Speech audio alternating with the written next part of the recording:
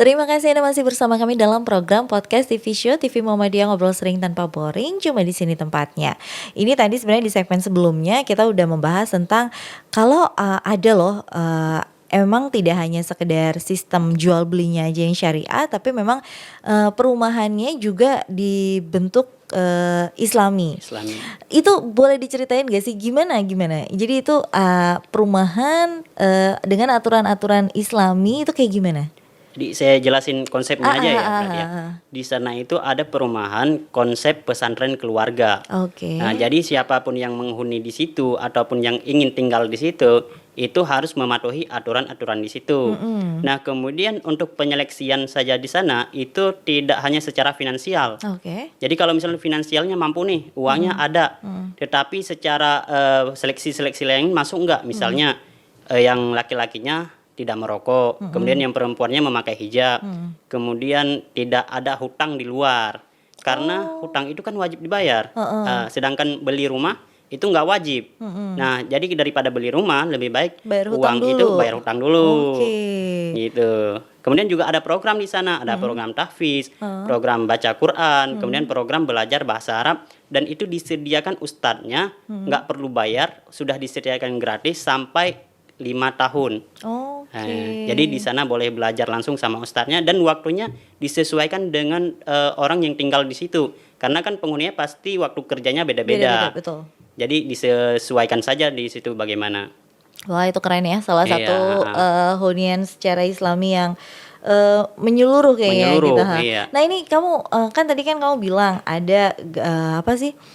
Anak-anak milenial yang belum memiliki rumah sekitar 81%, range usianya dari tahun 80 sampai tahun 2000 kelahiran. 2000, Terus ada juga yang di atas itu yang memang juga belum range Sudah keluarga range berkeluarga keluarga. yang belum memiliki rumah. Iya. Kalau selama ini menurut kamu yang lebih sering bertemu sama kamu itu justru anak-anak milenial atau keluarga yang mencari rumah?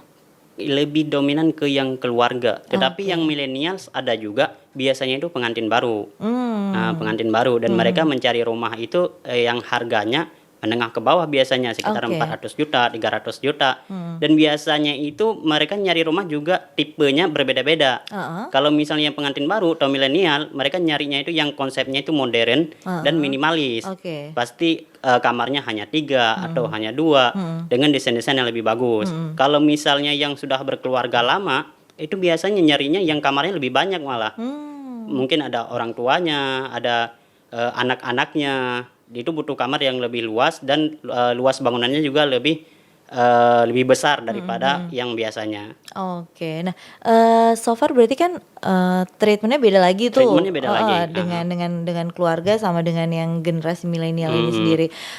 Kamu tuh biasanya kalau bertemu sama konsumen itu butuh berapa lama tuh untuk akhirnya meyakinkan dia? Kan biasanya kalau kayak gitu nggak sekali tuh pertemuannya, Iya, nggak nggak sih? sekali, benar. Kamu biasanya butuh berapa lama untuk meyakinkan akhirnya oke, deal, saya beli gitu? Biasanya itu bisa sampai 3 kali pertemuan.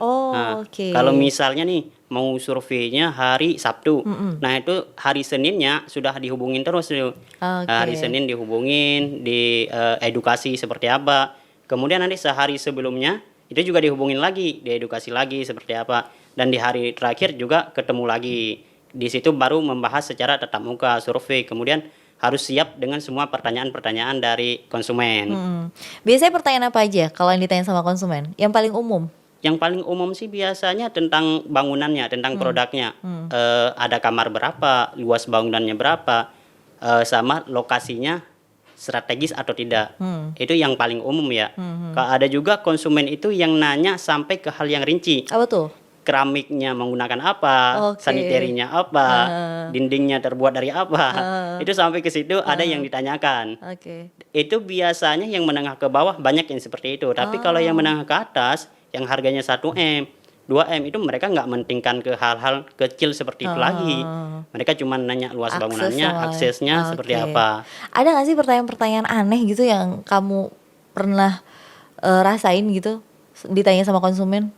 Kalau pertanyaan aneh belum ada sih. Belum ada Rata-rata ya? yang umum sama yang rinci-rinci Iya, siapa doang. tahu gitu ada konsumen yang, "Ini tetangga saya yang sebelah itu orang mana ya?" Iya, karena mungkin dia saking pengen detailnya gitu, hidup bertetangga, Iya jadi jangan benar. sampai nanti saya berantem sama Sama tetangga saya. tetangga aja. Heeh. Nah, sejauh ini yang kamu rasa gitu, 3 bulan udah menjalankan ini, kepuasan apa yang kamu dapatkan? Mungkin puas itu beda-beda ya. Mhm, Kalau mungkin secara finansial belum, tetapi kalau secara perasaan iya. mhm. Karena saya mencintai profesi saya. Oke. Nah gitu, jadi kalau misalnya kita mencintai pekerjaan kita, profesi kita, pasti kita akan bahagia ngejalaninnya. Mhm, bener. Nah biasanya saya itu bahkan 1 jam ataupun 2 jam konsumennya mau hadir dan saya baru dikabarin, itu saya tetap akan datang gitu. Walaupun harus Oh, ngebut, jadi heeh, datang gitu. Saking bahagianya dan senang untuk melayani konsumen gitu. oke. Apalagi kalau misalnya seminggu sebelumnya sudah ada dikabarin, itu persiapannya lebih oke Well lagi. prepared Iya, lagi. heeh.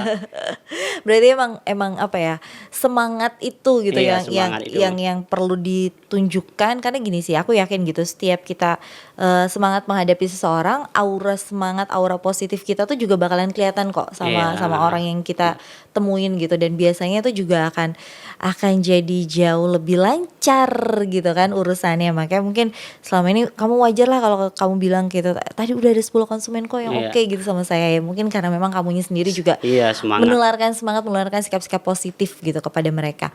Terus, ke depannya itu kamu ada rencana, kan tadi, fokus di 3 daerah, 3 daerah, heeh. terus nanti 2025 ada di Aceh, yang deket-deket ini nih, ini mau 2021, ke depannya kamu mau gimana Kalau untuk planning-nya? fokusnya ke depan membangun perusahaan sendiri sih. Oke. Jadi membangun perusahaan sendiri yang ada namanya, ada badan hukumnya, Mhm, kemudian juga yang fokus di syariah. mhm, Itu untuk ke depannya dan juga bisa bekerja sama dengan developer-developer yang lain, developer yang sudah terkenal mungkin itu mhm, bisa kita ajak untuk kerjasama. mhm, Mungkin cuma itu sih kalau untuk kedepannya. Yang penting untuk kedepannya bisa bangun perusahaan sendiri dan bisa membangun sendiri perumahan, klaster atau rumah-rumah secara satu persatu gitu. mhm, mhm. Nah, kamu sendiri ini udah ngejalanin 3 bulan ini, terus udah ada rencana ke depannya, itu ke depannya kan Mhm. berarti kan, rencananya cukup, apa ya, boleh dibilang itu ngejarnya kita harus lari itu Harus berarti lari, tuh. benar, iya. Ini kamu berarti kan butuh kalau kalau kalau kita pengen sukses, kita berarti butuh mentor sebenarnya Mentor, untuk iya, belajar, untuk mencontoh apa yang dia lakukan, jalaninnya persis sama dia, insya Allah kita juga bakalan sukses iya, sama kayak dia. Kamu punya nggak mentor-mentor kayak gitu? punya mentor. Ah, Jadi, siapa aja? kalau misalnya saya kan juga gabung di agensi. Ah, ah, Nah, di agensi itu ada orang-orang yang sudah lama di situ oke. dan itu bisa ada training Ah, biasanya, bisa dijelasin secara, personal, WA dan sebagainya. Itu biasa kita belajar. Kemudian saya juga ada teman yang saya bilang tadi, sudah 3 tahun di properti, itu adanya nama Mas Ardan Lemi. Beliau sudah di 3 tahun di properti dan juga sudah ada perusahaan sendiri namanya Lemi Property dan beliau CEO-nya. Tapi beliau sudah tidak hanya menjual lagi, juga sudah memulai membangun. Mulai dari klaster, kemudian townhouse, itu juga sudah beliau bangun dan beliau mentor saya. oke, Mhm. ngikutin aja jalan dia, Iya, jadi insya Allah ngikutin. sukses ya. Iya. Nah ini, kamu kalau yang kan tadi kan kamu bilang kepuasannya adalah ketika bisa bertemu sama konsumen, Iya, bisa menjelaskan secara baik, menularkan energi positif. Dukanya selama 3 bulan ini apa aja? Dukanya itu ketika ada konsumen yang batalkan di hari H mau jadi gitu. Ada yang kayak Itu gitu? ada. Gimana Heeh. ceritanya? Boleh nggak Jadi ceritain? waktu itu di Depok, Ah, katanya paginya saya WA mau berangkat untuk oke, survei. oke. Nah, siangnya saya sudah sampai ke sana. Heeh. Sampai ke sana beliau WA, kalau beliau nggak jadi, ada urusan mendadak katanya. Nah, di Oke. situ mungkin dukanya ya. Jadi itu bukan sekali, Heeh. banyak seperti itu terjadi gitu. Heeh. Ada juga mungkin sehari sebelumnya kita mau berangkat, mau lihat, mau temenin, tiba-tiba udah bilang nggak jadi, ada urusan mendadak. Nah, itu sangat banyak, men. Sangat banyak dan Nah, sangat sering ya. Tapi, sangat sering. biasanya gimana tuh kalau ngatasin? Maksudnya kan itu kan kayak, apa ya, kalau orang pacaran ya istilahnya tuh kayak diputusin gitu ya, Iya. patah hati gitu rasanya. Ditolak, bukan ditolak sih, maksudnya tiba-tiba nggak jadi, di Di PHP-in gitu. PHP, heeh. Itu gimana tuh cara kamu untuk ngembaliin, sikap positif kamu biar, "Oh ya udahlah nggak apa-apa." Nah, kalau dalam bisnis properti itu ada namanya prioritas. Heeh. Nah, jadi ada konsumen yang potensi Heeh. itu dipepet terus. Oke. Nah, kalau konsumen yang tidak berpotensi, kayak tadi misalnya dibatalkan atau mungkin nggak jadi dan sebagainya, itu ya udah dilepasin aja gitu, jangan di follow up lagi. Oke. Tapi kalau yang potensi itu jangan dilepas lagi, dikejar Oke. terus sampai dapat. Jadi untuk mereka-mereka yang ya udah kalau misalnya di PHP-in ya udah toh juga masih banyak konsumen-konsumen yang baik nih, tinggal itu aja yang Iya, difokusin gitu. Jadi difokus insya itu Allah aja. kalau misalnya bisa fokusnya ke mereka, bisa dapat apa yang menjadi tujuan kamu sendiri. Iya, benar. Nah, ini apa, menurut kamu sendiri berarti bisnis properti ini di Jakarta terutama gitu, ini satu bisnis yang oke nggak? Kalau untuk di Jakarta sangat oke ya. Hmm. Karena di Jakarta penduduknya itu juga sangat banyak, Hmm. kemudian millennials di Jakarta juga sangat banyak, dan juga yang belum memiliki rumah di Jakarta itu juga sangat banyak. Kalau dari segi harga sudah pasti di Jakarta, karena harga rumah di Jakarta itu sangat mahal, harga tanahnya juga sangat mahal, dan harga tanahnya itu akan terus naik setiap tahunnya, setiap tahun pasti naik. Kemudian bahkan harga rumah aja itu ketika proses pembangunan dengan harga jadi Beda banget. itu beda banget Iya. ya. Jadi misalnya kalau rumah itu sudah dibangun 50%, 60%, itu misalnya harganya 500 juta. Nah, ketika siap huni itu bisa sampai 600 sampai 700 Betul, juta. betul, Jadi akan naik lagi. Heeh. Jadi itu sangat potensi sih kalau untuk di Jakarta. Oke, jadi kalau misalnya buat teman-teman pemirsa TVmu nih yang pengen punya bisnis gitu di masa pandemi, mungkin bisa ikutin Saukas gitu. Kalau Saukas aja bisa di bisnis properti dan ternyata juga cukup worth it, terutama untuk area Jakarta, Depok dan Jakarta, sekitarnya, boleh aja gitu dicoba. Iya. Dan boleh juga mungkin nanti bisa ngubungin Saukas gimana sih caranya gitu. Iya kan gitu. Iya, bisa-bisa. Belajar bareng sama-sama, nanti kalau misalnya sukses bareng kan juga bahagianya Iya, bareng-bareng tuh. benar-benar. Nah, ini nanti di segmen berikutnya kita bakalan ngebahas tentang kira-kira kalau misalnya pasti kan punya tips nih gimana caranya untuk tetap senang dengan apa yang kita jalani. Itu nanti ya, saat lagi tetap di podcast TV Show TV Muhammadiyah, ngobrol sering tanpa boring, cuma di sini tempatnya.